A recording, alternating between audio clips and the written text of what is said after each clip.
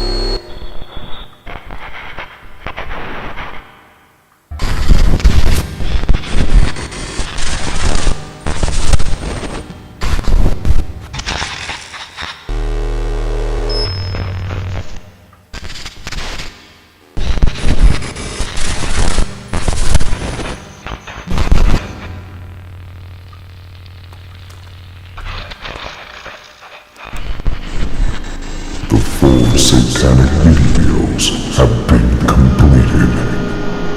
Top non-gaming, top gaming, top ritual, and top lost episode creepypastas have all been completed. And now, the definitive, the top 60 non-gaming creepypastas.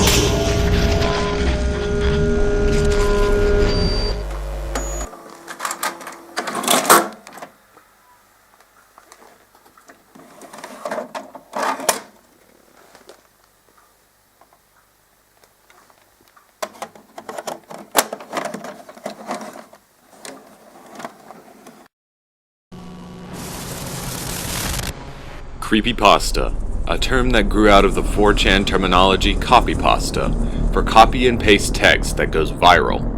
These modern day ghost stories and urban legends often walk that fine line between internet fact and internet lore, and some are downright terrifying. People around the world share their bizarre and terrifying stories, hoping that the tales will gain popularity and become classics, often quoted or cited by horror fans and frightened netizens. They're the stuff of nightmares, and we're gonna take a look at the top 60 non-gaming creepypastas.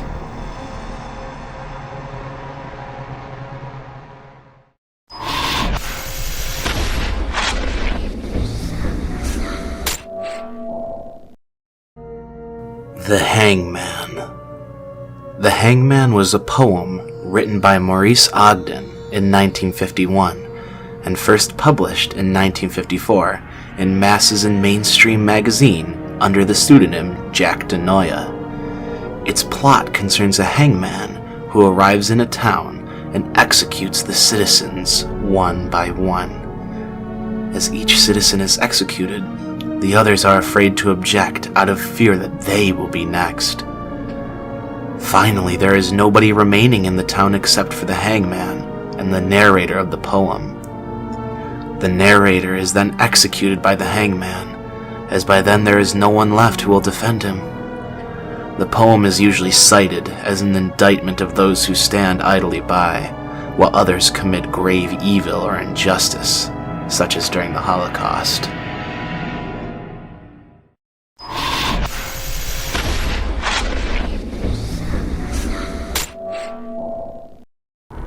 The Bunkbed. The story revolves around a 27-year-old recalling his horrifying memories of when he was a child. The bunk bed that he slept in was bought by his father out of joy when he realized that his wife was going to have twins. At 3 years old, the child would be placed in the bottom bunk of his bed, while his brother would torment him from above. Every night was apparently the same. The brother would growl at him in his malevolent croak about all the pain and misery awaiting him and the various tortures he had thought up. It was later revealed that his brother had sadly died whilst his mother was giving birth, and his parents would refuse to talk about it.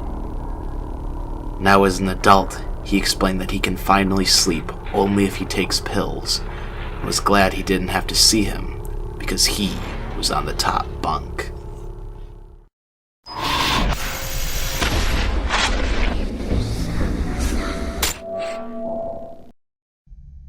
Annora Petrova. Annora Petrova was born in Portland, Oregon. She was one of the most promising figure skaters in the United States until she discovered a sentient Wikipedia page about her. After trying to selfishly alter her fate by editing the page, her life spirals out of control in the most unexpected ways. She first speculated her father or figure skating club had made the Wikipedia page as a way to inspire her to win.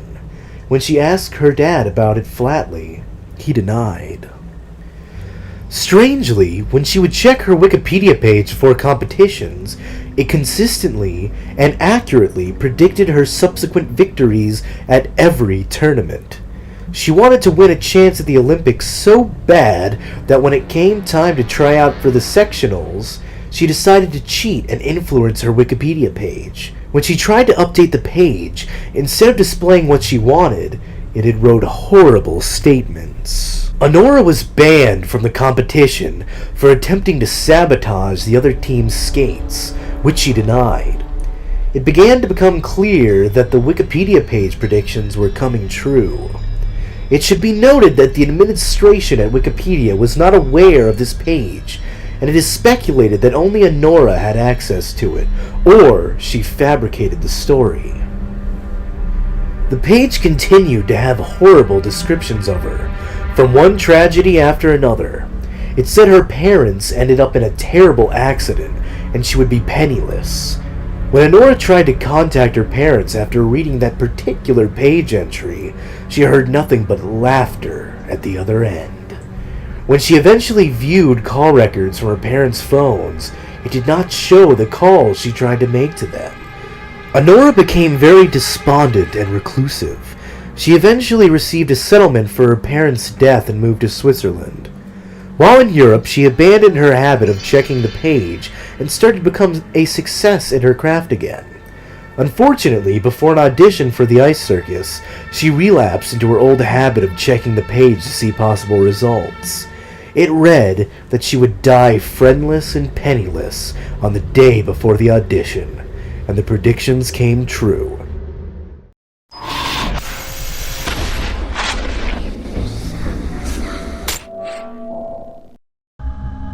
Where bad kids go.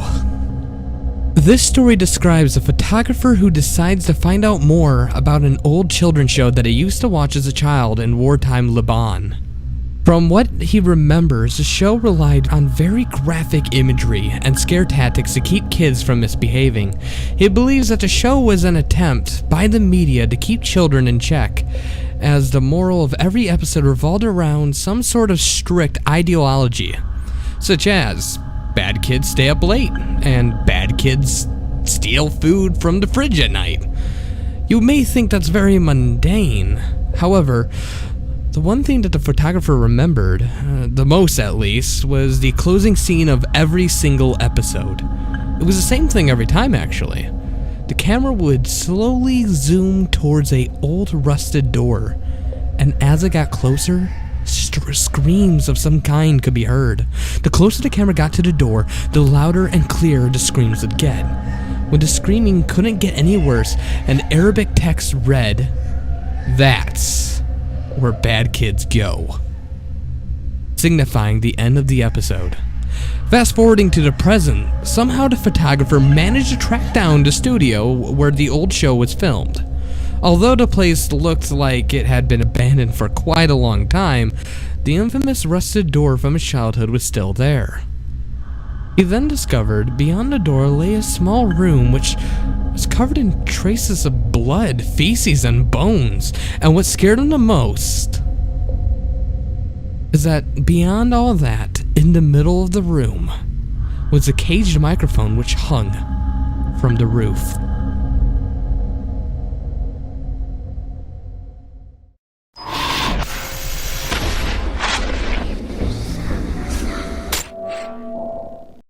Molly the Dolly.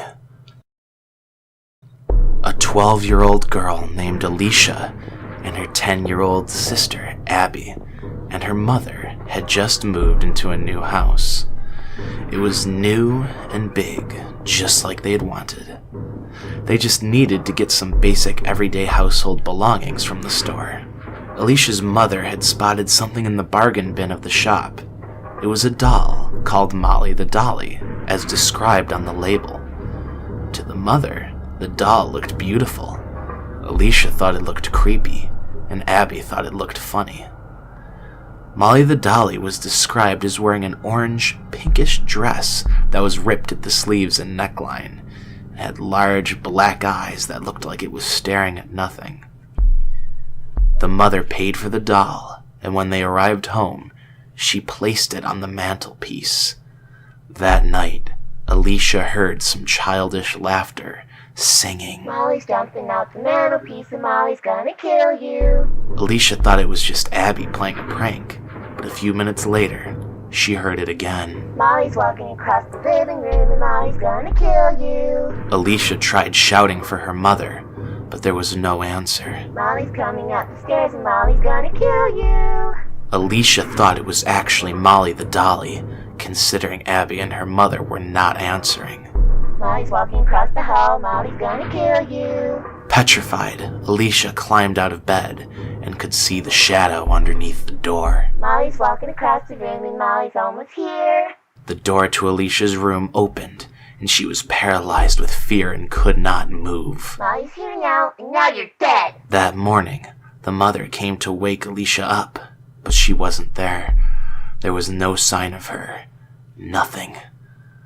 Alicia's mom went down into the living room, running, but only saw Molly, right where she was placed yesterday, and another doll that looked exactly like Alicia.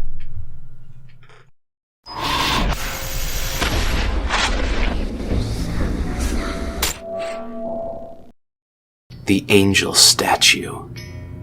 A report in 1996 revolved around an incident when a couple decided to go out for the night. They called up their usual babysitter to come and take care of the kids. When the babysitter arrived, the children were already asleep, so she decided that she could pass the time by watching some TV. However, the only TV that had cable was situated inside the parents' bedroom, so she called them to see if it would be alright with them. The parents agreed, but then the babysitter asked if she could cover up the angel statue which was situated in the room, as it made her feel pretty nervous. Upon hearing this, the father instructed her to immediately get the kids out of the house and call the police, because they did not own an angel statue. At this point, it was unclear whether the babysitter and children did manage to escape the house, as several variations of this story exist.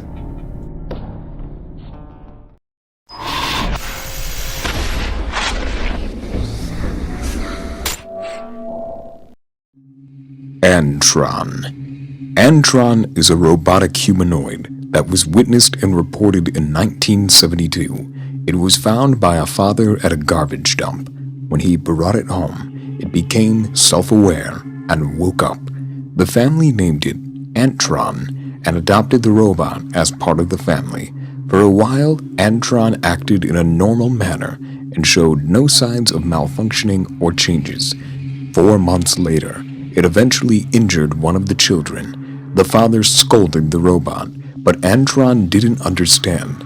It thought it perceived the scolding as a threat and ran away from the house.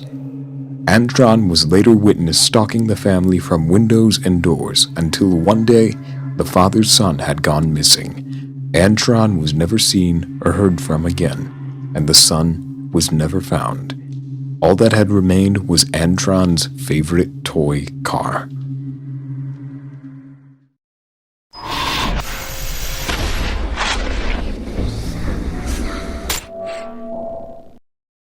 Eyeless Jack. Eyeless Jack had been reported as a strange humanoid figure wearing a black hoodie and a blue mask with black holes for eyes. Eyeless Jack had been found to attack victims and remove their kidneys, sometimes even murdering victims without drawing attention.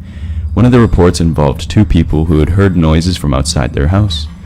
Upon investigation, they could not locate the noise. The following morning, one of them had suffered severe lacerations across the face. He was placed in intensive care at the hospital, and was later told the following day that his kidney had been removed, even though no staff had operated on him. Upon his release from the hospital the following night, he had reported the creature leaning over his bed. The victim said he had tried to get up and take a picture of the creature with the camera when it had lunged at him, clawing at his chest. In a desperate struggle, he managed to escape and run out of the house, but had tripped over a rock, becoming unconscious. He had woken up in a hospital room, and the doctors informed him that his brother was murdered, but he could not identify what had done it. The report says that when he returned home, he found his friend's body on the floor of the upstairs bedroom, with the kidney next to him.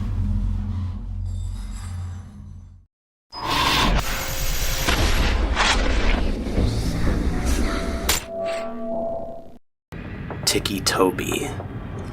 Toby grew up with several mental disorders during his childhood, making it difficult for him to fit in with normal people. He was constantly bullied by his classmates for his tics, and was ultimately deemed unsuitable for a public school surrounding, so he switched to homeschooling. Although he had plenty of support from his mother and older sister Lyra, his father lost himself to alcohol, drugs, and gambling, and started abusing his family. When Toby was 17, he and his sister were involved in a tragic car accident, resulting in Lyra's death. Toby's symptoms began to worsen because of this. He lost his appetite for food, and slowly began to lose his memories, and was less social than before. The Slender Man started to repeatedly stalk Toby afterwards in an attempt to turn him into a proxy, by slowly giving him strange visual and auditory hallucinations. Toby eventually gives in to the voices in his head and violently murders his father. In a desperate attempt to escape the police, he sets his neighborhood on fire as a distraction, but was quickly surrounded by the flames. He was about to give in to his inevitable death when the Slender Man saved him as he was about to black out. When Toby woke up, all of his memories of the past were taken by the Slender Man, as he became a local proxy.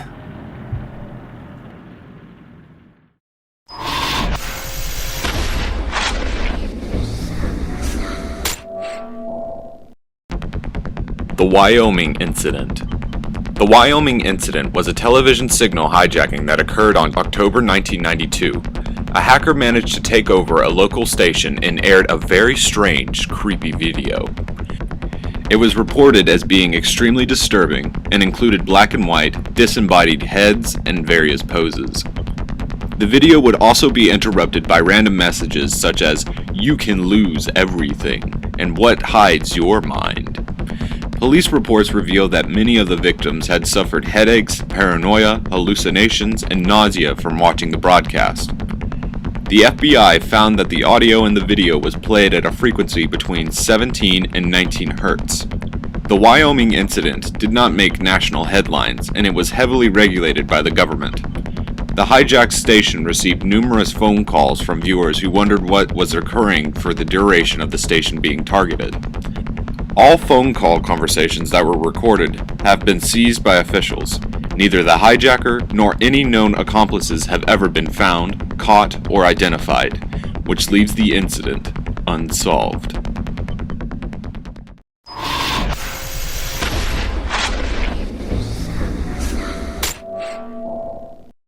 Annie96 Is Typing. On October 23, 2004, a text conversation was filed to the FBI regarding two individuals, David and Annie. They were both messaging each other late into the night because neither of them were able to sleep. The conversation was reported normal for teenagers, until Annie started hearing sounds in her backyard. David had tried to tell Annie not to look because she was home alone at her house. Annie had ignored his plea and looked out her window and claimed to see that a man was which she swore was David in her yard digging a hole in the ground. David had replied that it was not him, since he was messaging her in his own house. Annie didn't believe him, since the man was wearing his jacket with his name on the back of it, which David swears is in his closet. The man had turned around and smiled at Annie and began walking towards her house. Annie, clearly terrified, ran into the closet and was armed with a knife. David had called the police and was on his way to Annie's house. As the man got closer, Annie told David that the stalker could be a figment of her imagination or some dream entity. She told David to stop thinking about her, and David, who was confused at first, agrees. Annie explained that the stalker had vanished and was extremely happy and grateful that David had showed strong feelings for her.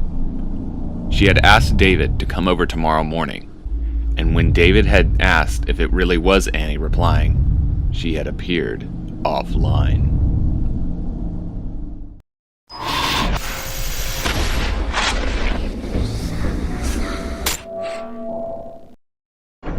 The Girl in the Photograph. The girl in the photograph is a mysterious picture that claims the lives of victims. In the picture, she is described as beautiful, wearing a dress with tights on and red shoes. The photograph of her shows her making numbered signs, but these could be interpreted as hand gestures towards the camera. Anyone that touches the picture instantly wants to know more information about the girl in the photograph. The victim will ask around, demanding to know who she is, but will not get the results they are looking for. At night, it's been reported that giggling can trance the victim to dangerous locations, such as a road, rail track, or construction site. If the victim is killed, the photograph will change its hand gesture to show how many victims it has fooled.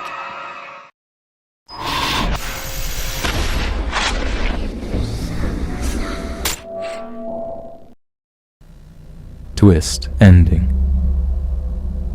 Twist Ending is a story about a writer called David who would receive fan mail which would include manuscripts of certain amateur writers. David would take these manuscripts and steal from these writers. He would publish these stories for his own success and not give these individuals any credit, then proceed to blacklist them from getting any writing published. One instance details a certain manuscript that was sent to him. David enjoyed the script and guessed what the twist ending was before he could get there.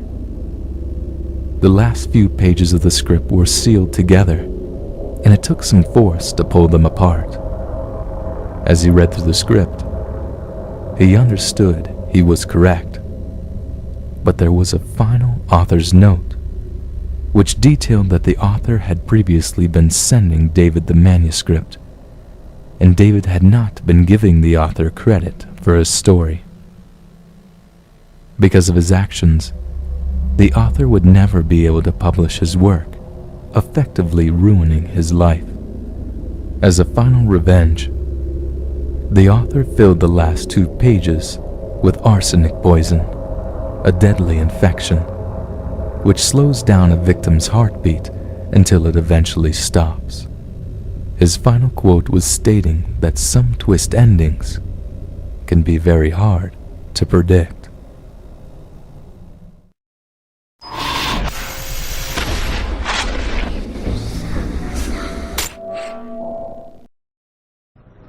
Nails.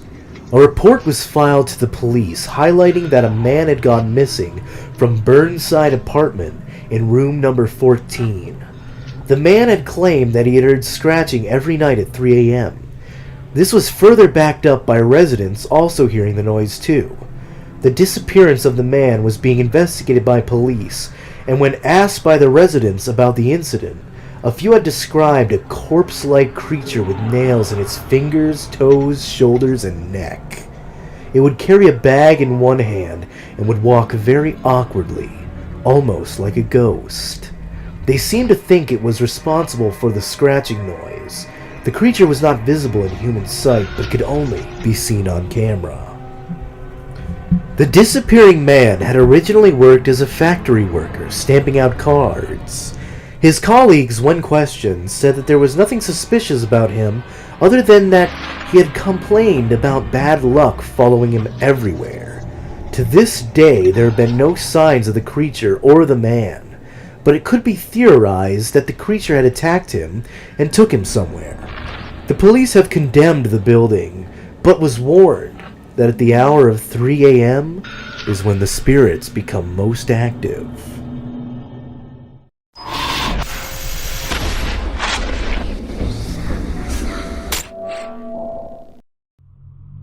The thing that stalks the fields. This is the story of a farmer who noticed that the hay bales around his farm had been moved. He returned the bales to their proper places, thinking it was the work of pranksters. It happened again, and he moved them back again. He didn't move the bales back a third time after the next day. Something had come and decapitated his horses, and the heads were missing. That night he saw something emerge from the woods near his home. He couldn't tell what it was. It walked on 4 legs. It was thin and had skin the color and texture of granite. It was over 10 feet tall, and it used the hay bales as markers, boundaries. It had claimed the farmer as a pet. After a few days, a stranger in a car approached the farmer's home, and the thing attacked the car, pulled the driver out, and crushed him in his arms. The message was clear. The farmer was the thing's captive, and was not allowed visitors. Nothing could cross the borders it had set.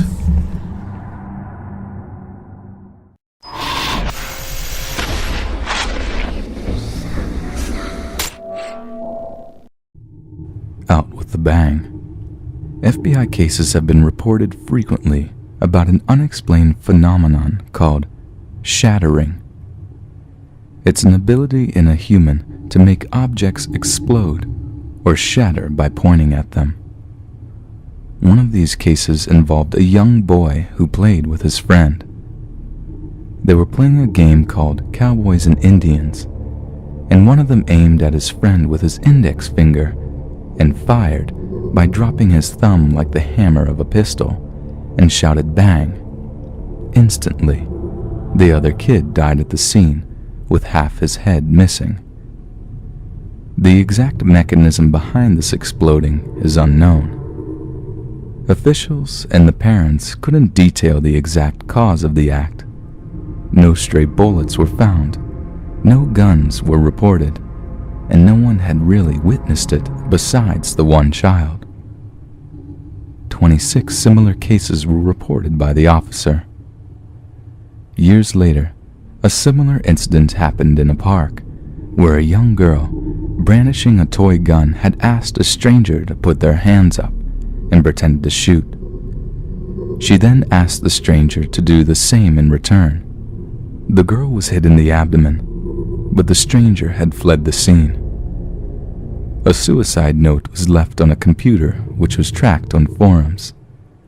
It explained that the person had an argument with their girlfriend, and he had pointed their finger at her, indicating that this was another case of the shattering phenomenon. They had pulled their index finger and fled the scene. He had planned on doing the same thing to himself. It was theorized that the power was rare, dangerous, and a wild card.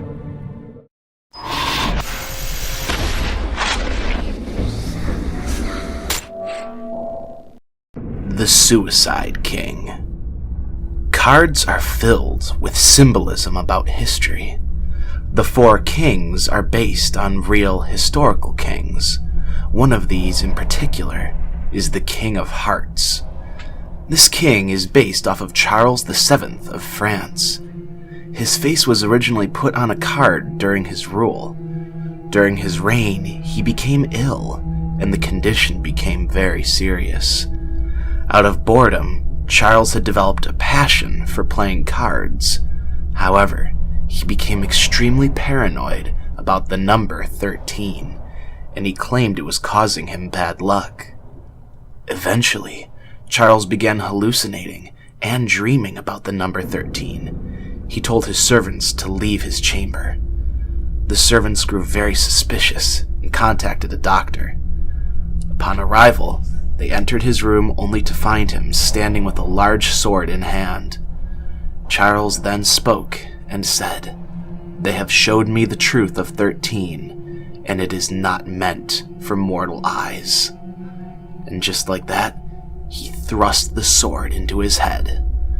After this, the picture of him on the cards was changed to show him committing suicide.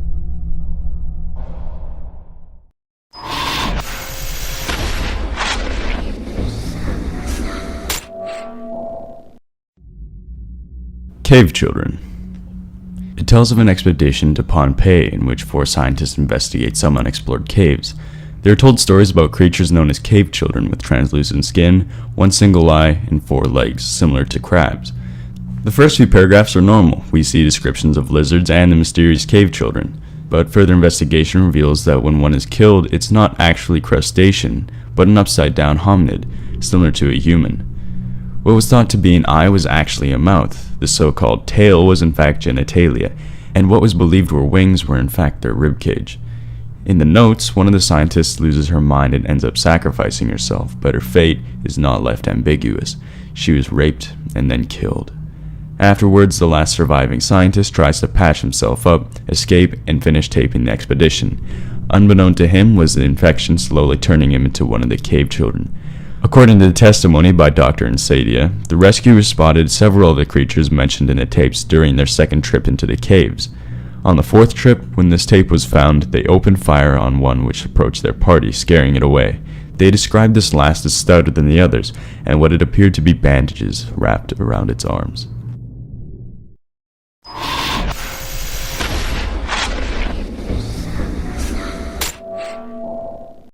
The Crawlspace. While studying abroad, a student finds an affordable apartment in Campo de Fiori in Rome. She and her friends find it furnished with laundry machines and a freestanding bathtub in one of the 2 bathrooms. They spend 2 months there well and happy. Then, on the 3rd month, one of them discovers a small secret crawlspace. One night, the students hear shuffling coming from the crawlspace. They believe it to just be a harmless animal was hiding in there. She was not so convinced. A few days later, she gets a camera, slides the door to the crawlspace open, and tries to locate the source of the noise. She manages to capture a picture of a humanoid face with barred teeth in the shadows. But even with the evidence, she was unable to convince her roommates to leave the apartment. Weeks after she returned to America, she received word from her program director that her friends had all gone missing.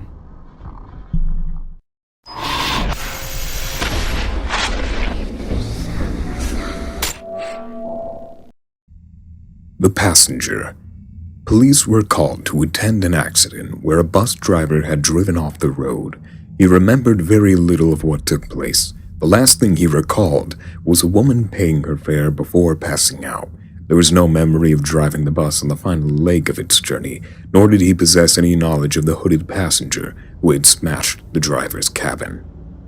Ruby, who was riding the bus at the time, said she had witnessed a passenger sitting next to her, wearing a dark green hooded jacket that even tried to attack her. She had not noticed the passenger get on the bus or even see them sit down next to her. She had just appeared there. She further went on to explain that the hooded passenger had turned to face her and revealed black eyes, a deformed mouth, and a cold, rattly breath. The hooded passenger had touched her, and Ruby had proclaimed it felt like ice. She had said that when the bus had crashed and the driver was knocked out, and the passenger had tried to attack her. She had managed to escape the bus, however, by finding the release button for the doors. The police found no evidence of the passenger. It was as if the hooded figure had vanished without a trace. Police had found 2 words scratched onto the seat reading, "Not yet." Whether this was made by the hooded passenger is a mystery.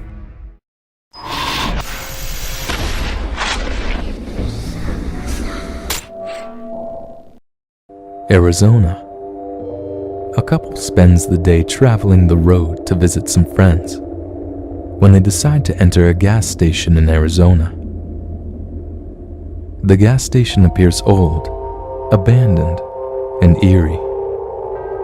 The girl fills up the car, while the guy enters the abandoned shop. He hears a wailing noise in the basement and decides to investigate. He discovers that the basement is flooded, and upon closer inspection, finds a huddled figure as dark as a shadow. When he touches the shoulder of the figure, it spins around and reveals a demonic face before charging at him. He quickly escapes the building and dashes for the car. They both escape, and he retells his horrifying experience. He quickly comes to realize that she has also seen two figures. A small girl with a horrifying smile, and a father with staring eyes and a wide jaw. The couple, getting wary, decide to park for the night near an abandoned campsite. Just as they are about to sleep, they spot the humanoid girl. They quickly drive off and notice the same gas station they had just passed earlier. But this time, all the lights were on, and the door was sliding open. Further and further they drove, with entities following them. They eventually reach their house and barricade themselves in, ignoring the voices and bangs from around them. Every new noise they hear in the house, they barricade the room. Every time they contacted help, they were just greeted to whispering on the other end. As the figures loom in the window, the story ends with the couples wondering if they would ever escape the horror.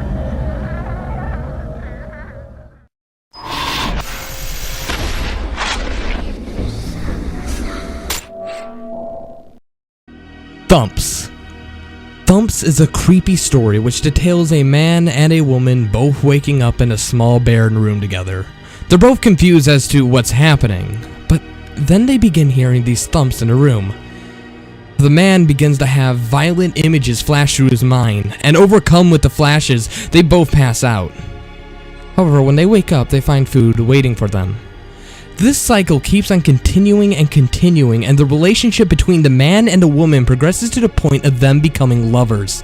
The thumps and the flashes intensify, and they both welcome the noises and the flashes almost like an addiction to them. The flashes decrease, and they both begin to go on the edge. His lover commits suicide, and he is left alone. Without the noises and the thumps, he begins to act insane and falls unconscious. He eventually wakes up, but not in the usual place. The story ends with the man being found outside, running towards town.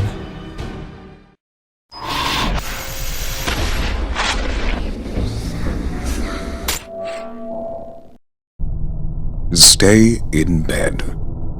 Forced out of his regular hotel by an influx of attendees to a car show, the narrator booked a room at the Stay-In in a rural area around the Nevada-Arizona border, about 20 miles south of Las Vegas. Nothing was really amiss when the cheerful clerk checked him in and gave him his room key. She warned him that he must stay in bed after midnight. Chuckling, the narrator agreed. The room was described as shabby, with old-fashioned electronics. He had witnessed some sort of figure on the static TV screen walking towards him. After unplugging the set and making sure the TV faced the wall, he went to sleep. He was awoken late into the night by disturbing groaning sounds coming from the outside. Ignoring the warning from the clerk, he decided to investigate. Looking through the peephole of his room, he saw a young woman, clearly in some kind of trouble, in the parking lot beyond. When he tried to open the door jammed. When he looked through again, he saw nothing but red. The door had banged, but there was no one on the other side. Returning to the lobby, he met the same clerk, but she was no longer cheerful. She warned him that the curfew was out of necessity and that he must stay in bed.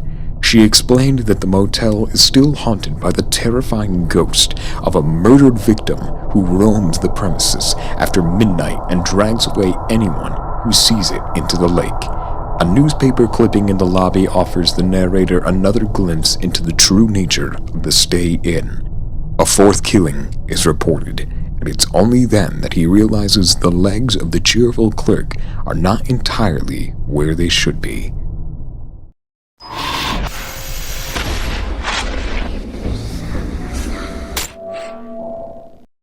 Doors. Doors tells a story about the narrator, who was adopted into a loving family. His mother was kind and would let him watch TV with her, and his father was strict and would often discipline him, such as the restroom incident. No matter what the narrator did, it seemed that the father would always favor their own child more. His sibling was really young, and when he was adopted, they got along very well together. In fact, they became best friends. Because of the lack of bedrooms, he would have to sleep in the same room as her, but on the floor. One night, he realizes a killer has broken into the house. The narrator is clearly terrified of the ordeal and is a witness to the gruesome murders that unfold. The killer does not seem to be startled by him, and he grins with a yellow toothy smile. As the killer wanders the place with a razor, he takes a hold of one of the family members that mean oh so much to him and disappears behind a door. As the narrator makes as much noise as possible to try and alert everyone for help, he realizes that he can't give chase. Sadly, he starts whimpering, only to look down at his own paws.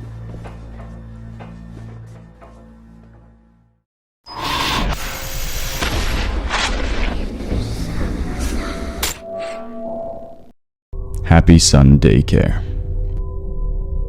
Happy Sun Daycare centers around a daycare which had been abandoned for several years.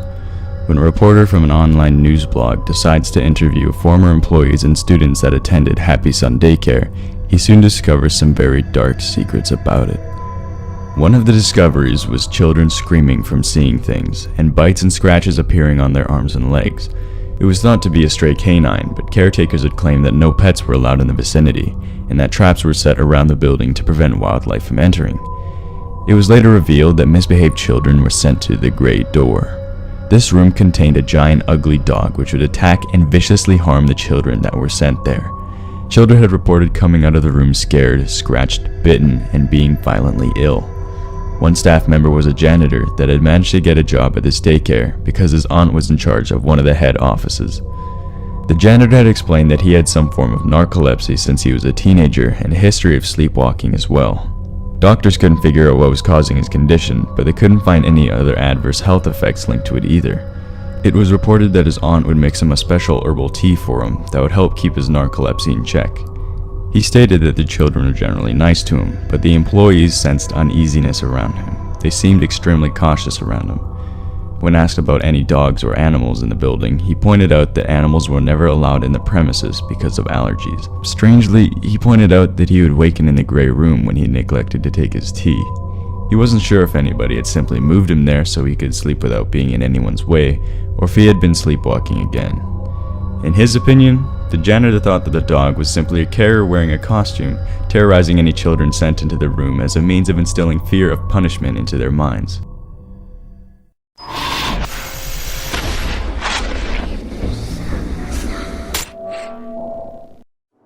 Through the Trees. On September 15th, 1983, a famous tale was told about a mysterious creature called the Seed Eater. It was described as a bird-human creature that roams forests, stalking children and abducting them to be part of the legend. The man explained that he saw the creature in front of his yard. Around the same time, 2 weeks later, he heard tapping on his window. The Seed Eater had apparently spoken to the man, asking for children to devour.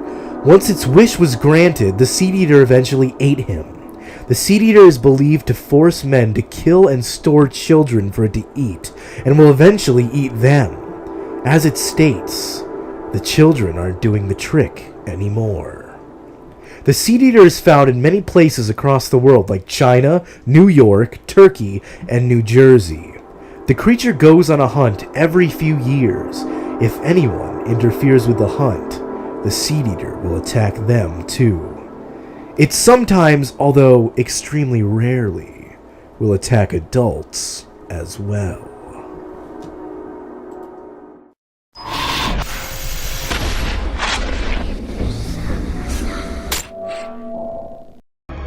Satellite images. Google Earth and Google Street View reveals some incredible things. It's been uncovering a new dimension of reality since it came online. One user had experienced the world through browsing Google Maps, visiting places such as London, Paris, Japan, and going on virtual tours. But then, he began spotting something in particular. A brown-haired woman with a gray bag and red sneakers. He sees her in Tokyo first, then in Paris, then Berlin. On another day, he sees the mysterious woman again in Sydney, Zurich, and Hong Kong.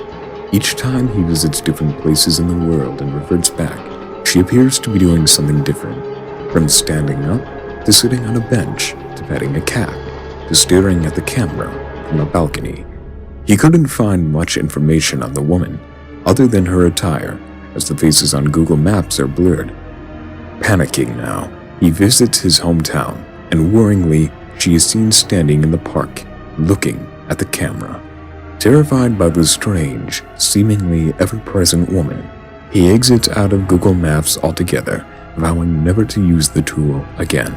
That's when a knock at his door comes, and the security camera feed shows a woman with a gray bag and red sneakers staring directly at the camera with a blurred face.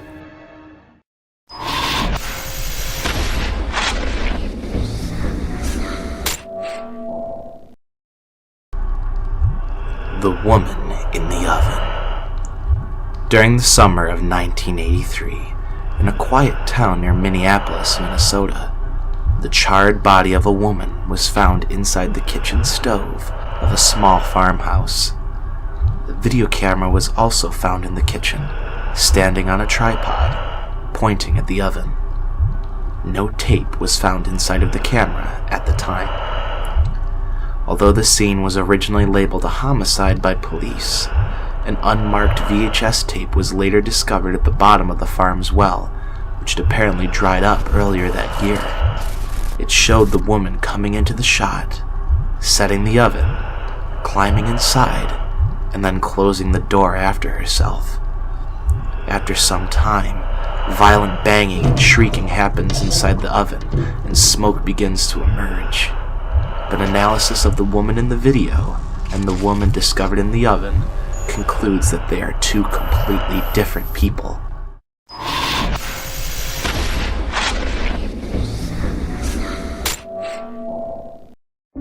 Anomaly. The narrator of Anomaly is an average guy working at a small publishing company, holding down an office job that's likable enough. The projects he gets are pretty normal, turning out the sorts of books that people buy for gifts and coffee tables. That's until he gets a pitch from someone with a series of photos he wants compiled into a rather non-traditional volume. All of the photos are anomalies, showing something otherworldly or unexplained. The photos are so valuable, in fact, that rather than sending them all to be processed, the client insists on sending them one at a time. When one comes back, he sends the next. When he gets a better offer from someone wanting to buy all the photos, the publishing project is terminated. Lawyers get involved, copies are seized, and most of the photos are wiped from their computers, with the exception of a few, which the narrator explains, has to be seen to believe. The photographs in their stories are chilling. There's a blurry photo of children, taken before a 1908 fire that killed them all. There's a hooded figure with a snarling dog on a leash, and a photo that was recovered from a man's camera after his mysterious disappearance. A possible image of the Axeman of New Orleans, evidence of the cave-dwelling cryptids, a photo of a Danish family later killed in a terrible accident, and more. There are 14 photos in all, and it's not immediately obvious what's out of the ordinary, which makes Anomaly all the more creepy.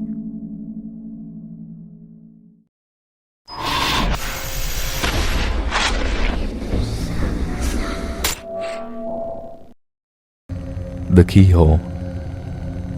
This legend involves a man who checked into a hotel for a few nights. After he obtained his room key, The woman at the front desk warned him that there was a door with no number on the way to his room.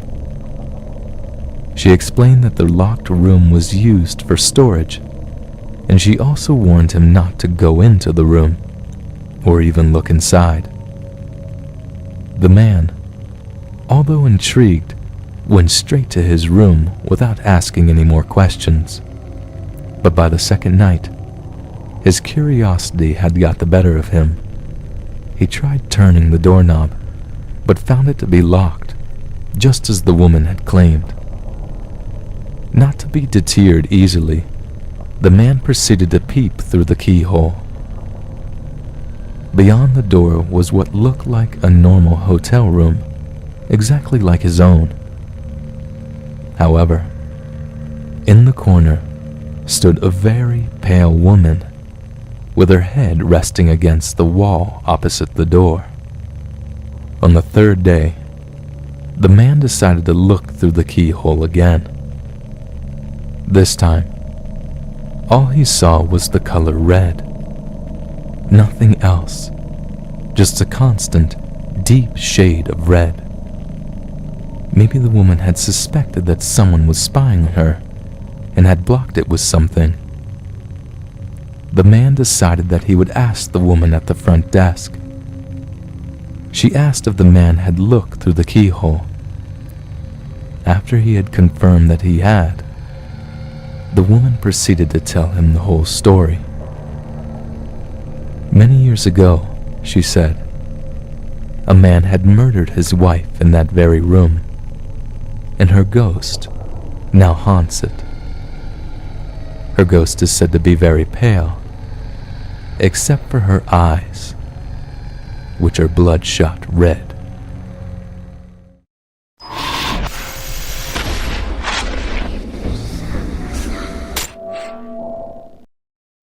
Tower of Silence. A Tower of Silence is a circular raised structure used by Zoroastrians for exposure of the dead, particularly the scavenging birds, for the purposes of excarnation. Zoroastrian exposure of the dead is first attested in the mid-5th century BCE histories of Herodotus, but the use of towers is first documented in the early 9th century. On the 19th of January 2003, Indian officials ventured into a deep jungle in a hunt for missing people from a local village. They instead found a Tower of Silence with bodies next to them. None of the bodies were identified or linked to the missing people, and no animals were found near them, just maggots and flies. Only one photograph was found to be taken of the incident. There was no official count of the bodies, and little work was actually accomplished at the site because the officials felt uneasy and nauseous about the whole situation. The deep pit in the center was filled with several feet of blood, far more than the bodies on the outside could ever supply. The expedition ended when a villager accidentally kicked a small bone into the pit, which then erupted, showering everyone, including the cameraman, in blood from the pit. Those that were caught in the explosion were immediately sent to the hospital and quarantined for possible infections. Reports say they became delirious with fever, shouting about being tainted with the blood of Ahriman, which is the personification of evil in Zoroastrianism. As the fever got worse, the patients began attacking the hospital staff until they were all sedated. All patients had later died from their illness. When officials returned with hazmat suits the following day, the site was empty. The bodies had been removed, and the pool of blood in the pit had been drained. All that remained was this photograph.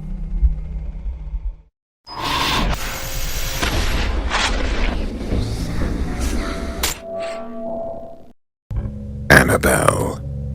Annabelle was the focus of a case that paranormal investigators Ed and Lorraine Warren took part in during the early 1970s. It's been stated that this is one of the most unusual cases of a possessed object, along with Robert the Doll. In 1970, a mother purchased an antique Raggedy Ann doll from a hobby store. The doll was a present for her daughter Donna on her birthday. Donna at the time was a student in college, preparing to graduate with her nursing degree, and resided in a tiny apartment with her roommate Angie, who was also a nurse. Pleased with the doll, Donna had placed it on her bed as a decoration and didn't give it a second thought until a few days later. Initial signs showed that something was amiss. From time to time, Donna would notice that the toy seemed to have changed position slightly, but simply attributed it to a jostling of the bed or something equally mundane. As the weeks passed, however, the doll's erratic movements became more troubling, and both Donna and Angie became genuinely alarmed when they returned home to find the Raggedy Ann doll standing upright and leaning against a chair in the dining room. At times, Donna would leave the doll on the bed only to find that it had mysteriously migrated to the living room and was now sitting on the couch with its arms and legs crossed. In other instances, Donna would leave the doll on the couch only to return home to discover it was now in her bedroom with the door closed. This is a thrilling tale and a long one, but we don't want to spoil it, so we urge you to read this one for yourself. Let's just say that Annabelle can be found at the Warren Occult Museum in Moodus, Connecticut. Annabelle is reported to still move about occasionally and is known to make growling noises at unsuspecting visitors. The 2011 film The Conjuring brought new interest to the Annabelle doll case, and the success of that film eventually led to the 2014 spin-off film, Annabelle. Go see it. It's terrible.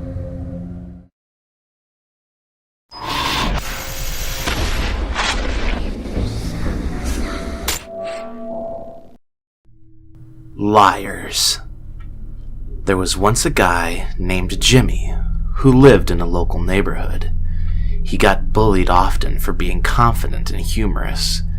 Jimmy tended to get into a lot of trouble because he would say things that would be considered over the line. Jimmy had told a cruel joke to another high school student called Brett, who had retaliated by cornering him in the science room. Brett was with his other friends too, and they had stolen some formic acid from the store cupboard and threw it in Jimmy's face. Jimmy, in agony, was finally attended to by paramedics. Brett and his friends were questioned about the incident by the principal, and they had refused the attack, stating that Jimmy was seen in the room himself, meddling with the acid. When he was discharged sometime later, he would not respond to anyone with anything other than the word liars. His social life gone, unable to smile or even crack a joke anymore, he secluded himself in his room and began planning. Sick, vindictive thoughts started appearing in his mind. He would get them all, one by one. Brett had received a VHS package in the mail. When he viewed it, he saw his friends mangled, beaten, and injured, with the words liars written on their backs. One was tied to a chair. As the camera cuts out, it restarts again. They're shown walking in the cold outside of the woods, and Jimmy appears and growls liars before the tape ends. Brett, who is clearly terrified, tries to run out of the house, but is immediately knocked down. Jimmy is standing over him and pours acid on his face.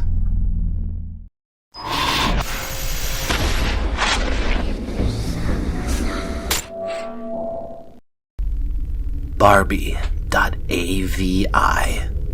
Barbie.avi is a story that first surfaced on 4chan's X board. On August 9th, 2009, a man had reported that he found a discarded computer tower in his dumpster. He said that he had searched the hard drive only to find a file called Barbie.avi. The video was a woman apparently being interviewed, but was inaudible because of static. It seemed that the woman was being verbally abused, with skin being the only word the man thought he could read from her lips. After 40 minutes of watching, he was convinced that something horrible may have happened to her. One of the last stills of the video showed an abandoned house near some railroad tracks, which was incidentally located a few miles away from his own house. He gathered a friend, and they both went to investigate. They said that they couldn't find any trace of the woman inside of the building, but they did find water running in the decrepit house. When they heard a moan, they both fled the vicinity. Police officers went to investigate, but there were no signs of running water, and no noises at all were reported.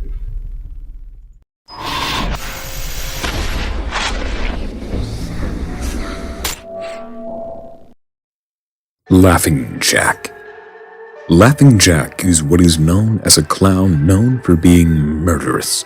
His preferred method of killing is slicing open the stomach of said victim, removing the innards, and stuffing the body with candy. Before he kills his victim, he becomes imaginary friends with them. The child is then comfortable with Laughing Jack coming into their room and will suspect nothing when he murders them. In the original creepypasta of Laughing Jack, it is said that after the parents discover their son is murdered, they accidentally stab the child in the heart in an attempt to stab Laughing Jack. When the authorities arrive, it looks like the parent had murdered the boy themselves. The parent was charged with insanity and was sent to a mental institution. There was never an explanation for what happened to Laughing Jack, so we can only imagine that he is still at large. Since Laughing Jack is some sort of supernatural entity or semi-divinity, he is able to make use of magic, able to animate children's toys in the room and control parallel worlds similar to an abandoned circus.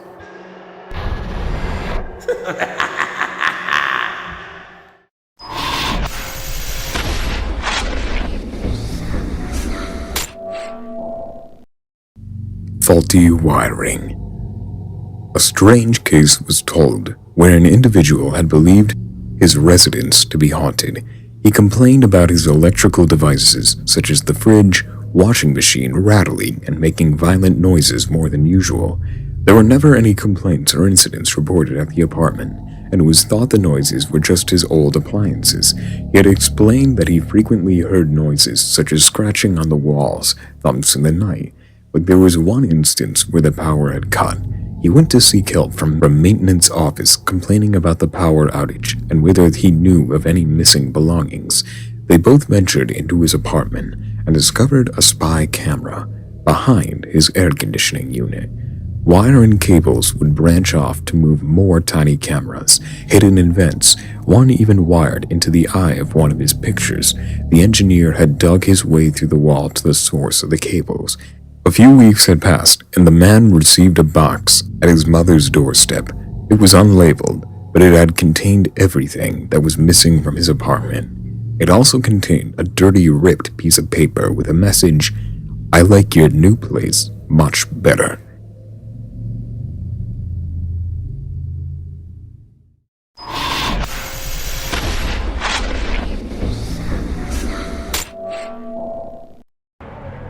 Prisoner 959. Prisoner 959 was an inmate that was found locked in a steel cylinder in a prison in Hamtramck, Detroit. He was locked behind a classified steel bar door with 4 strange-looking locks on it. He has over 103 confirmed murders, although he potentially had claimed over 170. He had killed many known criminals, 2 police officers, and when he was caught, he was in the act of flaying a fully conscious man alive. It took 6 tasers just to take him down. He was also responsible for 12 more murders in a splatter home and 2 murdered inmates inside the prison. In 2010, there was a prison riot. One security guard detailed an extraordinary survival story. He had suspicions of the locked door for some time, and during the riot, he found a very odd-shaped key with a clear warning label next to it. Immediately, he had run to the restricted door and closed the door behind him. His curiosity got the better of him though, and he had to waken prisoner 959 from sleep. In the end, the security guard had freed 959 from his chamber, but only out of survival. 959 said he wouldn't harm him, only those who threatened other human lives. And he was last seen tearing through the prison, killing everyone he could see, including other officers. But prisoner 959 was never heard of ever since. He has disappeared without a trace and has left no signs of his leave. Police investigations are still going, but according to public detail, it's quite possible that the police are covering up their own investigation in order to prevent rioting and witch hunts from sprouting in other areas of the country, as well as the city of Detroit.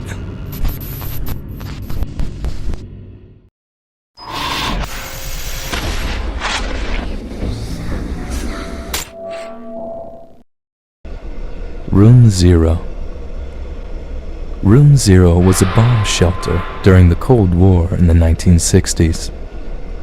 It was large enough to hold the average patron number the theme park received daily, and was stocked with enough rations for them. The author was trying to get more information about Disney parks, since he saw something he wasn't supposed to see, and thinks he is being followed. Park workers have said they have seen Mickey Mouse silhouettes everywhere, secret clubs that allow reckless behavior, and seeing strange people with gas masks that have Disney characters on them. Room Zero was used once in an attack. Employees were put into the shelter, and many witnessed strange things. Ear-piercing screams were heard in the pitch blackness of the room, yet no one was making any noise. When they went to investigate, no sound was coming from the shelter. A week later, it was decided that the shelter be buried under layers of cement. All the air ducts and generators were removed.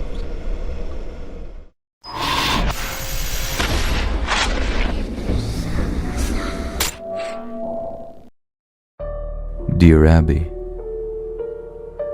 Dear Abby is a story about a man called Jay, who stalks a girl called Abby. His obsession for love is displayed in a very chilling way. It's told as a series of letters that a grocery store employee writes to Abby. He goes from stealing surveillance tapes of her to spying on her. In one of his letters, he complimented her on her sleeping, and even pondered on why she spent so long in the bathroom. After breaking into her apartment, he begins to count all her hairs on her brush, disposing of all the beauty products, and looking through all the movie collections she has seen. After finding a photograph of her and her boyfriend, he violently snaps and destroys the photos, stating he was the one and only friend she had. He hides under her bed when she enters that night and touches her face while she is sleeping. She awakens to find one of the letters from him on the table. The letter had indicated that Jay had left a gift in the closet. However, what she found in the closet was a scrapbook of photos of her sleeping or on the computer. Other photos were of couples, but the faces were digitally cut out and were replaced with Jay's and hers. The final page showed herself and her boyfriend, though his face was scratched off. She immediately called the police to her residence, and they inspected the apartment and scrapbook. She was told to leave the premise the next day. Jay's final attempt was to kidnap her, and he viciously attacked her before she could drive away. He dragged her to his car unconscious, and they both drove to the rented storage garage. The man calls the owner of the storage unit, and the place is locked. Abby awakens and is terrified of the sight of Jay wielding a knife. She had grabbed hold of it and attacked him repeatedly. As he lays dying, he is comforted to know that whether she kills herself or dies of dehydration, they'd be together in death, in a way they would never had the chance of being in life.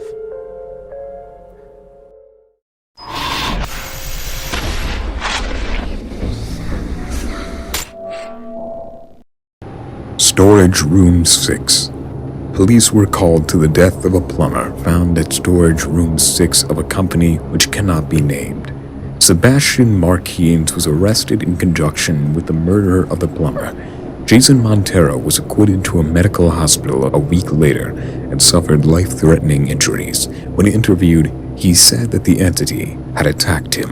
When questioned what the entity was, he had claimed it was a dark humanoid being with 3 white eyes and a large smile.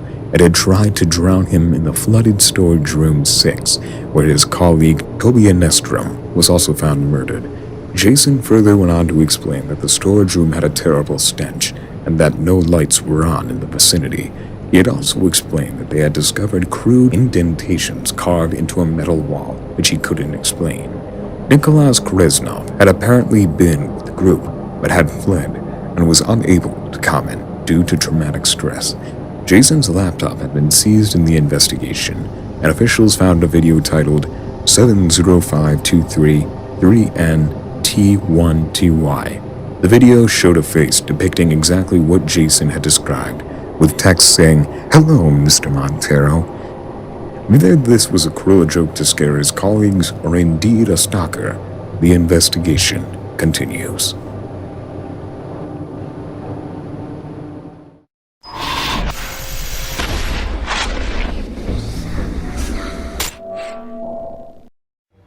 Children's playground. This children's playground had a very odd incident attached to it. This playground featured rows of swings, slide, and a snake-like set of tunnels that weaved in and around the playground, providing a maze for the children to lose themselves in. There was even a functioning merry-go-round. The story involved 3 kids, and they're each respectively named Michael, Billy, and Tom. One of the games they played was called Murder. This was similar to the game Hide and Go Seek, but the seeker pretended to be a murderer while the hider simply hide. The only difference is, in Murder, once you're caught, you have to pretend to get murdered. In the playground, the kids would play this game inside a tunnel system and around it. One day, Tom and Michael were the hiders, and Billy was the seeker. Michael hid in the tunnels and Tom hid near the merry-go-round. Several minutes had passed and Billy had not come back to look for them. Michael claimed he witnessed something else in the tunnels with him. It was a figure described as a scary, very dirty man with tattered clothing and a scraggly beard with yellowed and black teeth. He claimed that this figure was stalking him. Michael, clearly terrified, managed to hide from the man who was too big to move throughout the tunnel system. The police found him much later with his parents waiting outside the maze of tunnels. Billy and Tom's fate were not so lucky, however. They were found brutally murdered and mutilated in a nearby skip, with their skulls cracked and glass found in their backs. It seemed that this homeless man had won their little game.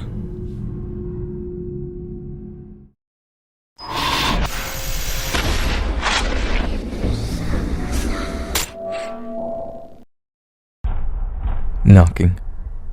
Knocking is a strange phenomenon that happens between household to household. It's been reported that it happens to 3% of the population, where an individual will be stalked by humanoid entities, hearing several sounds of knocking on their door and voices asking to be let into the room. One reported case was an individual called Stephen, who grew up with this strange phenomenon. When he would venture into different rooms, he would hear frantic knocking and voices asking for the door to be opened. Several times he would witness outlines of people through his window. He never opened the doors to all the voices, and it was only when he was in his 20s that the knocking was reported as becoming much more violent.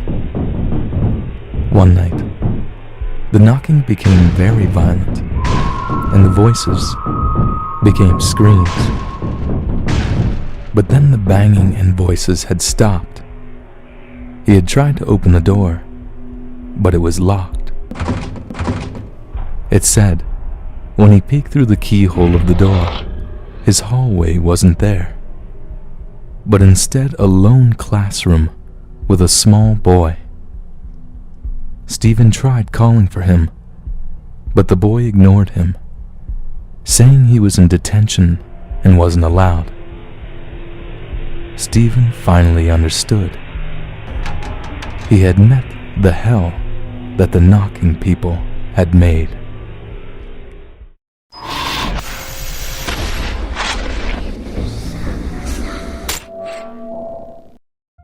Boothworld Industries. Boothworld Industries is an invite-only club and organization that focuses on remodeling and repossessing, which is another code name for murder and kidnapping. The organization works very professionally, and members will be invited to the club at seemingly random intervals. The organization will call members and ask them for appointments, and they'll have to say the name of a person they want killed. When they remodel the victims, they will leave a courtesy call of the victim's screens for help. Not much is known about the mysterious organization, except for the fact that the phone number 630-296-7536 is listed on various forums and chat sites. It was founded in 1888 and is a very respected organization in matters of politics. Since its founding year is supposedly 1888, there are rumors that the organization was founded by Jack the Ripper.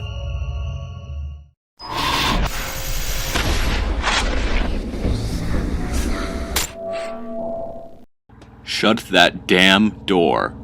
Shut that damn door puts a weird spin on the eccentricities some older people may have.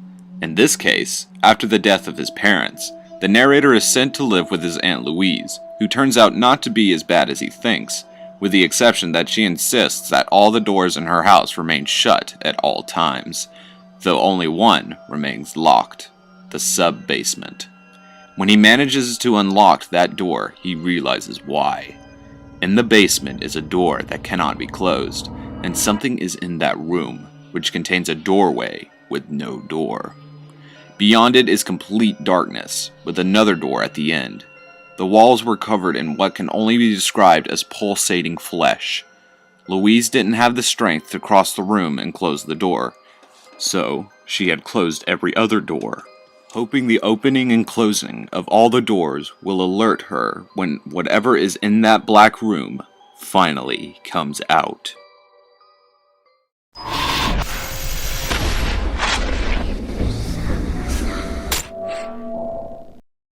Psychosis.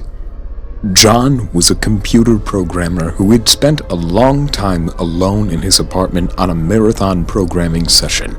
He was writing in his journal because, deprived of any direct human contact, he was feeling a little paranoid about putting information on his computer. He began to receive little bits of communication that he attached deep, horrible significance to. He believed a wrong number was evidence. Something was collecting data from him. He thought the lack of traffic sound during a call from his girlfriend Amy was more of the same. He received a strange email that had said, "Seen with your own eyes. Don't trust them, they." John came to believe that there was an entity out there that was desperately trying to find any information about him. He thought the entity had taken over most of the rest of the world and was controlling human beings to convince them there was nothing wrong. He refused to see his girlfriend or anyone else.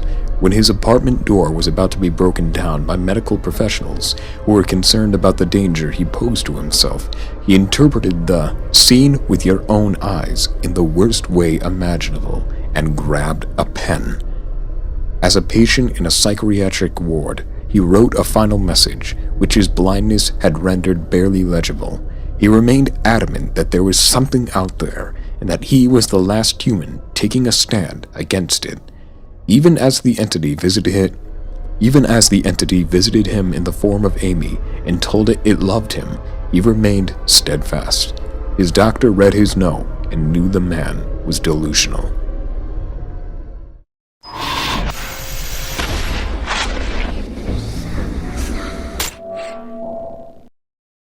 Ickbarr Bigelsteine. Ickbarr Bigelsteine was an imaginary friend with an appearance similar to that of a sock puppet. He was made to keep a child safe while they slept at night by scaring away all of the other monsters. Apparently, Ickbarr Bigelsteine was very fond of teeth, and he made a deal with the child to keep providing him with teeth. Otherwise, Bigelsteine will bring him into a nightmarish world. Ickbarr had never liked sunlight, so he was only used after dusk.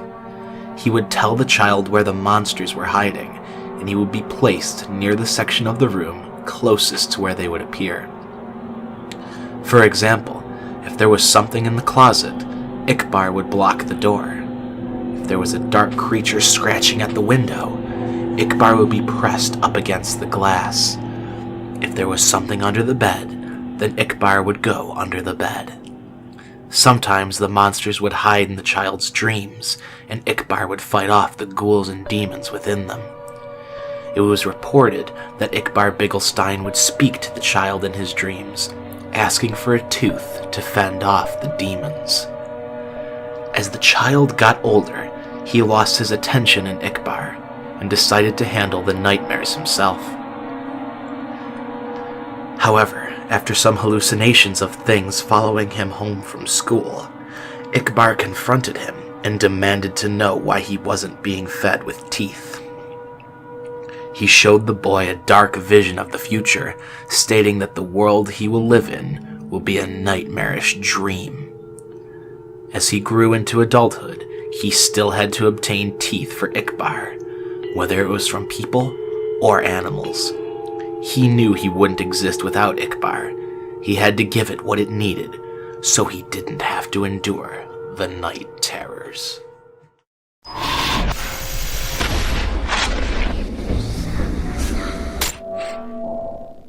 Chatroom 98. Chatroom 98 is a story of David Argento having a terrifying conversation with a strange computer program. He first found a CD-ROM in his attic while cleaning out his old school books.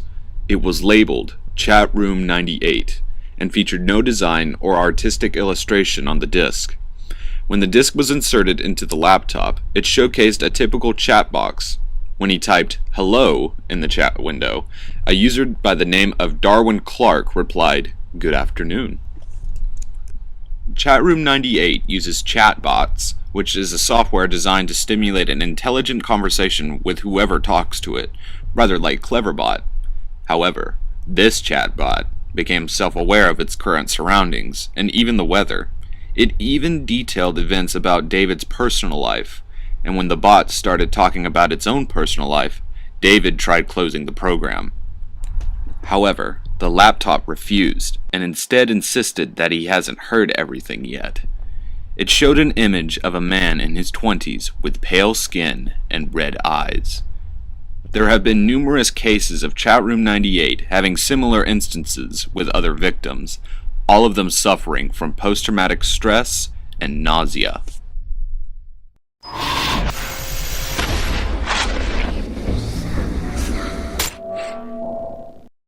The Smiling Man. There are many stories that happen every now and then in this world. Only a rare few of them are captured on camera, featured on news, or written by some writer in an attempt to keep the story from being lost forever. The Smiling Man is a creepy, mysterious story that took place in Seattle. A couple of years ago, someone reported a particular encounter on Reddit's Let's Not Meet board. Since then, similar encounters with the Smiling Man have been reported across the country. The writer used to spend long, boring nights walking down the streets until he met this man. This unusual man made him stop going out to walk in the night just because he was so scary, despite being a man who otherwise looked like an innocent charmer. Thinking he was drunk, the writer stopped to let him pass, at which point he got a good look at his face. According to the legend, the Smiling Man wasn't drunk. His eyes were wide open, wild and unfocused, staring at the night sky. His face was split by a wide grin that looked almost painful. At this point, the writer crossed the street, and the smiling man began to watch him, following his movements while still grinning at the sky. When the writer turned his back, the man would vanish, suddenly reappearing on the other side of the street. When the writer watched him, he'd just freeze in place with his insane smile unwavering. If the writer stared at him, the smiling man would take exaggerated, tiptoe steps toward him. Eventually, the writer managed to run away from him, and then told his encounter to anyone who would listen to him.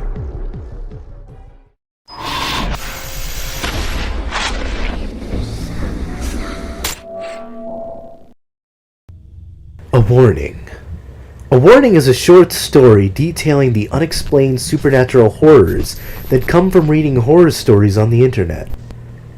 The narrator explains that he is a sophomore student at a Boston University, and in his freshman year, he is roommates with a person called Mike, who is an obsessive guy that is interested in different things, from anime to online episodes to the latest webcomic.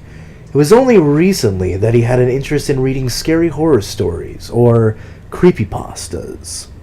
He would tell them to the narrator, and they would eventually laugh at some of the ideas. One night, Mike was talking about a few more stories, but his voice was more inane. The narrator said he was too tired to hear any more and wanted to go to sleep, but he ended up dreaming of Mike lost in a thick fog. Every time the narrator tried to run, he would be running on air. He was awoken abruptly and glanced around the room to find that Mike's personal belongings and posters were all missing, including himself. Dust had covered his side of the room like he had not been there or it had been touched for weeks. When he called campus, they called the police and an investigation was underway. While waiting, the narrator opened his laptop and found a Word document. Clicking on it, he saw that it was a text file written by Mike. He had explained that while he was reading the horror stories, a warning appeared. Ignoring it, he continued to read on, and when he had finished, he noticed that he couldn't sleep and his hairs were standing up on end. He had wanted someone to talk to, but the narrator had insisted on going to sleep. And then he warns the narrator that if he feels a chill run down his spine at some warning he's never read before, he might want to heed it. And if you don't, well, he never elaborates.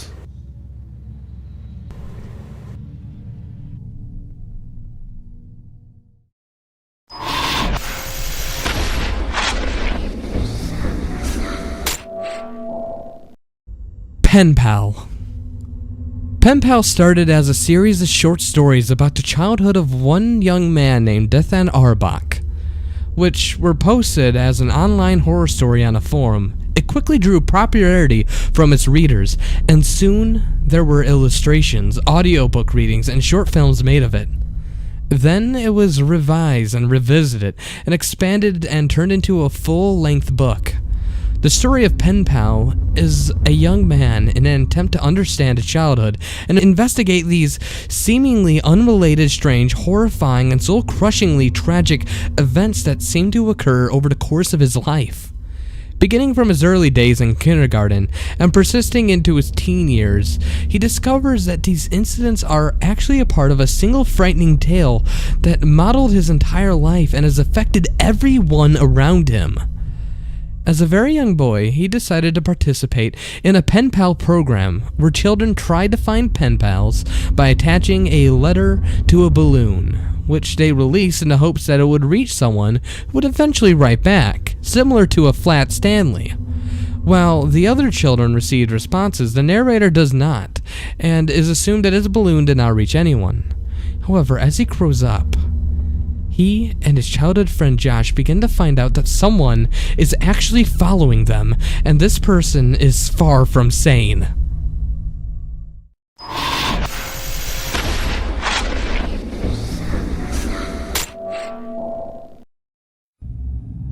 Other Internet. The Other Internet, or PatriotSearch.com, is a hidden internet search engine that redirects users to a world of complete nationalism and extreme censorship of the internet. Reports of this phenomenon were first recorded at the abandoned Gwynedd Climate Research Center. Officials have claimed that the Gwynedd Climate Research Center has not been connected to any power station for over 14 years. Nevertheless, people have witnessed an anonymous internet connection located in the west wing of the building, seemingly without any broadband or phone line. It has been reported that a search engine replaces websites such as Google and YouTube with a seemingly totalitarian web search that attempts to create a one-world government called the Patriot Alliance. Some of the news detailed a second civil war, fear of terrorism, and a White House shooting. The only crimes that were properly investigated were treason and fraud, leaving all kinds of depraved killers and perverts to wander the streets. Some had even gained fan followings, with one website dedicated to a killer called the Dockyard Butcher. Photos and videos detailed this world as overcrowded, with London ringed by shantytown slums. New York City had disappeared off the map, with no photos, videos, or any other information regarding the disappearance. As of now, the network represents a cruel and malicious shadow of our own internet. Scientists believed that should alternate universes exist, then it would be almost impossible to knowingly transfer physical objects from one to the other. Then again, though data is simply electrical impulses, energy, that such a force should be exchangeable between two realities simply paves the way for other, far less desirable visitors. Gwynedd Council have been talking about demolishing the research center, but its plans to actually take action have not yet been confirmed.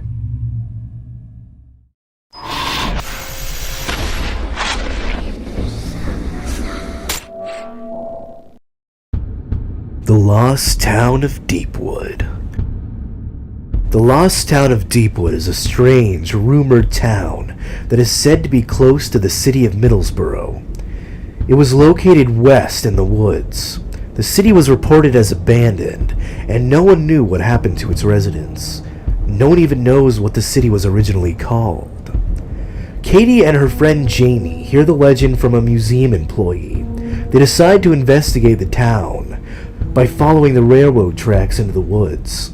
After 45 minutes, they check their watches and realize that they have been away for 3 hours. With the sun setting, they appear to give up looking until Katie spots a church building. They quickly enter and investigate the complex. Katie finds a crucifix statue of Jesus, but is uneasy about the whole situation.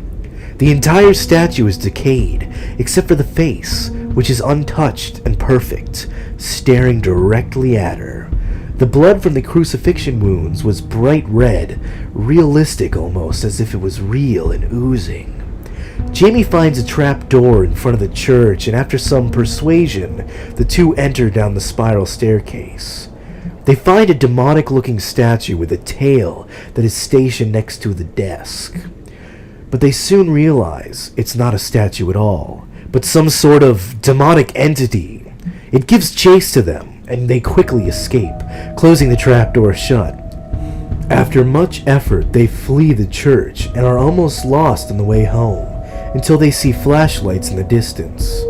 Reunited with their parents, Katie leaves Middlesbrough. The police report said they were found at 4 a.m. They had spent less than an hour in the chapel, and yet they seemed to have lost 10 hours somehow. Katie had never told anyone what she and Jamie had actually been, or what they found in the lost city of Deepwood. Katie had taped the police report of the incident onto the ceiling over her bed to remember the memories.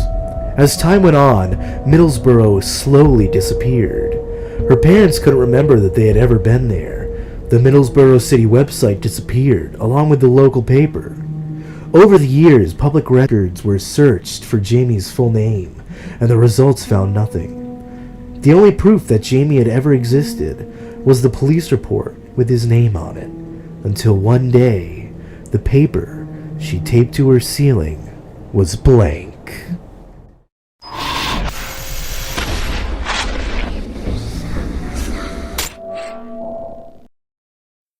Anansi's Goatman. Based on a Native American legend, this story was originally found on 4chan's paranormal board. The Goatman refers to a legendary half-goat, half-human cryptid that had the head and hindquarters of a goat and the body of a human. The incident happened in Alabama, where a group of family and friends went camping in the woods. They reported seeing a strange figure which resembled a goat man, chanting in a strange language. The group spent the rest of the night in fear as the goat man slowly infiltrated the group, terrorizing them into a frenzied state of paranoia. There are other reports of this encounter all over the world, but most follow a similar formula, where a group is stalked by the unexplained entity, but with different outcomes. Numerous urban legends exist about the creature's origins and the methods it employs to claim its victims. According to some accounts, the creature uses either hypnosis or voice mimicry to lure trespassers to it. The Goatman has also been observed disguising itself as another human, hiding amongst the public.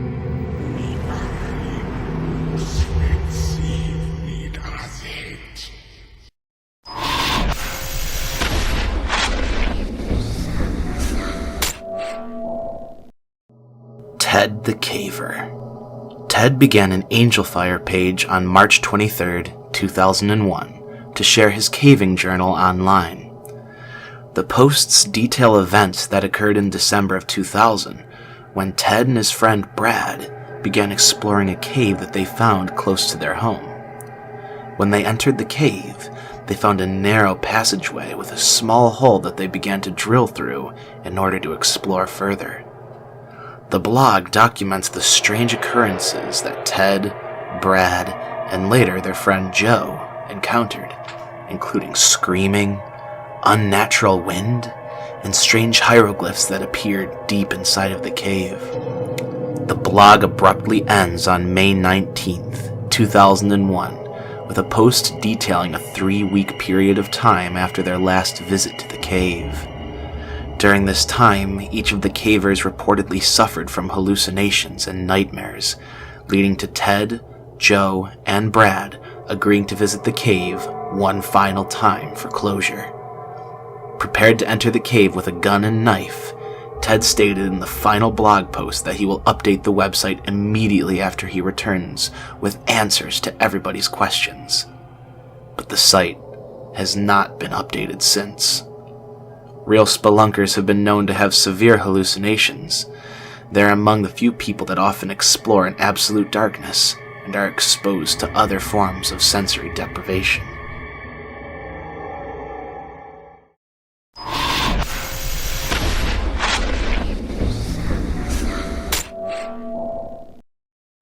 NormalPornForNormalPeopleDotCom.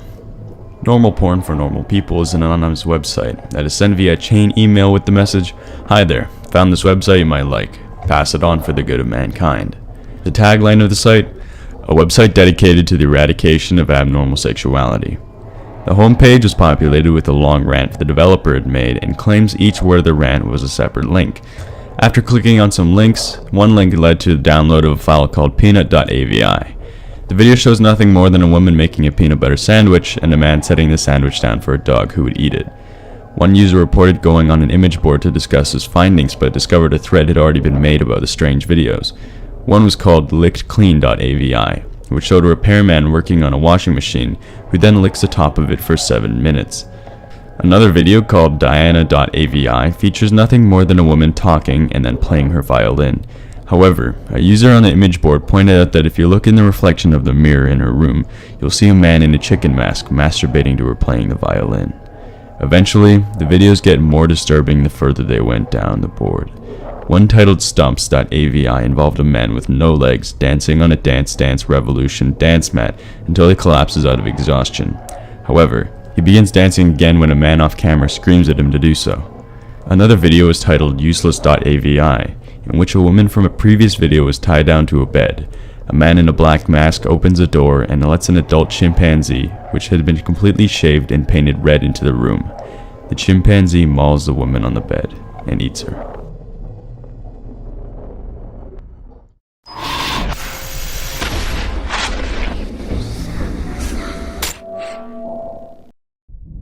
String Theory. String Theory is a short story about the author waking up one morning to discover that everything around him is surrounded by strings. Everybody and everything is connected to these strings, yet people are oblivious to them. Everyone he meets acts like he isn't there, and after untrancing his friends at school, they both try to unravel the mystery to this string theory. While in a shop, they begun to piece together the clues, such as predicting events before they even happen. Eventually, they spot an imp-like creature who is a helper in making these strings do things. It cannot speak, and when asked about making their own free will, the imp looks sad. They then decide to head home, and through complete exhaustion, they wake up the next day, only to find out that there are no more strings anywhere. The author is left scared and wonders whether his own actions are truly his own.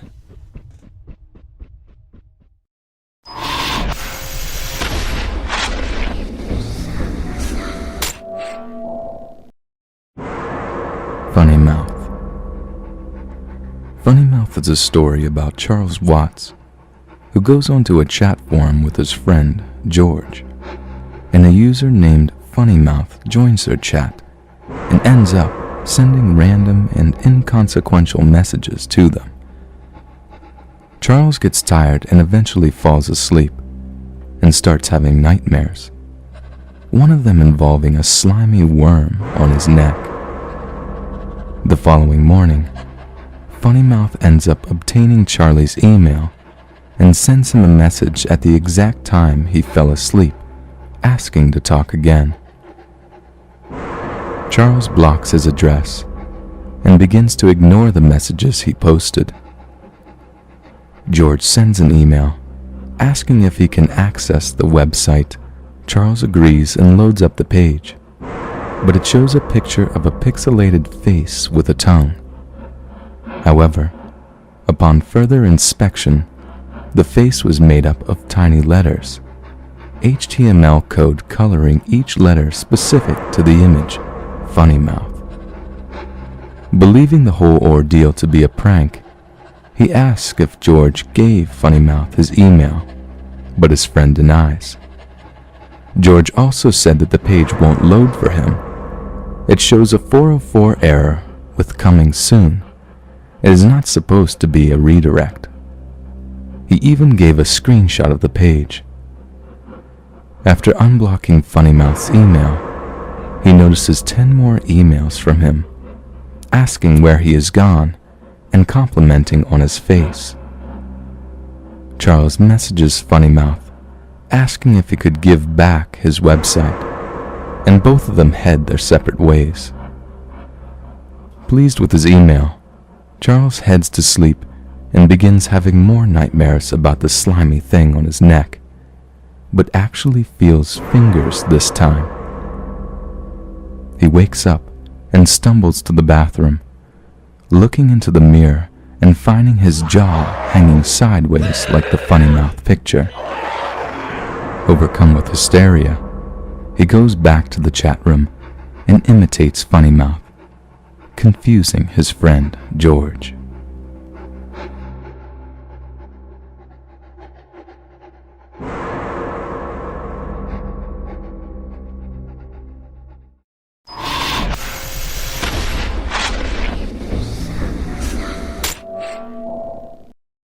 The strangest security tape I've ever seen. A report was filed to the FBI about a security tape which could not be explained. The tape had not been tampered with and was given to officials from a gas station. They stated that a new employee called Jeremy was hired and previously suspected of stealing. He was in charge of the cash desk and services around the shop. One of the employees had worked overtime and was replaying the CCTV footage back when he witnessed 3 regular customers coming into the store and buying the same things over and over again every hour. Even when the footage was sped up, no other customers appeared in the store except those 3. The 3 customers were identified as Miss Templeton, Ron, and Harley. Originally identified as a hoax, the video was proven false when the daylight outside the windows began to darken with the approaching dusk. Jeremy's routine didn't loop over. He swept, mopped, restocked, and did his routine duties. The video feed begins to cut up and a flash of Jeremy's face appears in the footage. From another angle, Jeremy is not visible, but the motor oil that was on the shelf disappears from the store. The next day, the tape is shown to the boss and they both are terrified. The employee has said that he was somehow trapped in a time loop where everything was frozen like wax statues, and he tried speaking to people but they wouldn't hear him.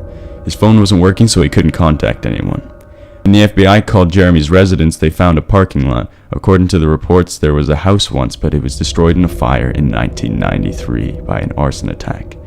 Jeremy was never found and no fingerprints of his actions were found.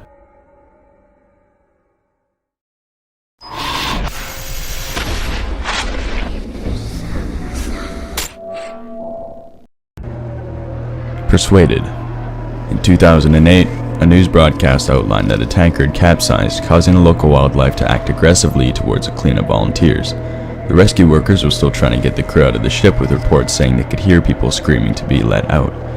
After some success, the doors were torn open and the ship crew attacked the rescue workers like rabid baboons. The people on the shore that had been attacked by the animals were attacking everyone else. The broadcast was cut and news only revealed several days later that there was a viral infection, with the country going into a state of emergency.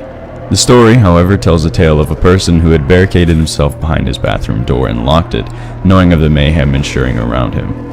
When the infected burst into his apartment, they gathered around his door and pleaded with him in a whisper to come out. The story ends with the writer explaining that they have been outside the door for the past 2 days, and he has no idea what to do.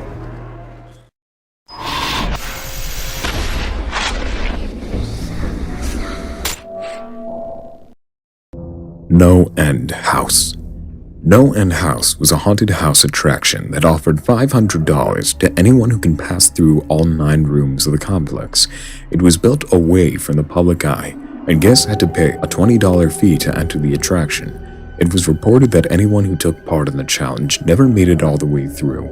Witnesses describing the building as empty, with no staff present, and the layout looking like a traditional Halloween-style decoration. The first 2 rooms were reported as simply Halloween merchandise and props, which could be found at any local store, such as rubber bats, toy rats, and squeaky spiders. Room 3 contained a chair with a lamp hung above it, which cast shadows of figures on the walls that were not present in the current vicinity. Room 4 contained pitch black darkness with a slow humming noise, which, according to witnesses, becomes unbearably loud. They have also claimed that they are stalked by some unknown entity, but have yet to understand what it is. Room 5 was described as a large room, themed with a forest with birds and insects buzzing. Guests claim that they have felt bugs, possibly hundreds, crawling all over their body and face, yet when they attempt to swat them off, they cannot see them anywhere. Room 6 was reported as the same room as Room 3. But each guest had said they had seen some child in a beast similar to a ram taunt them for not entering the house. As for other rooms, there was only one instance where one person had witnessed rooms 7, 8, and 9 and won the challenge. He had claimed it was unlike anything he had ever seen. He also mentioned about numbers on doors and saying there is no end. The No End House seems to have no limit to its size and can create different dimensions and settings like large rooms and forests within its own walls. Why the house was built and to what purpose remains a mystery, but by the end of the attraction, it's assumed the guests are driven to insanity.